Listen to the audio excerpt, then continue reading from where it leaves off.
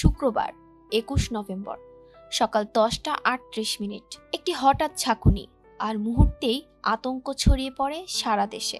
নরসিংদীর মাধবদীকে কেন্দ্র করে ৫.৭ মাত্রার ভূমিকম্প অনুভূত হয় ঢাকাসহ দেশের বিভিন্ন জেলায়। কম্পনে দেয়াল রেলিং ভেঙে পড়ে আর সেই ধ্বংসস্তূপের নিচে চাপা পড়ে প্রাণ হারিয়েছেন অন্তত ৭ জন।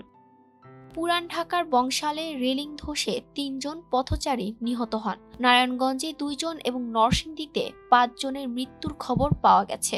আহত হয়েছেন অর্ধশতাধিক মানুষ। ঢাকা এবং এর আশেপাশে গত কয়েক দশকে যতগুলো ভূমিকম্প হয়েছে এটি ছিল সবচেয়ে শক্তিশালী। দেশের অন্যান্য স্থানে ৪ থেকে ৫ মাত্রার কম্পন অনুভূত হলেও সেগুলোর উৎপত্তি ছিল দেশের বাইরে।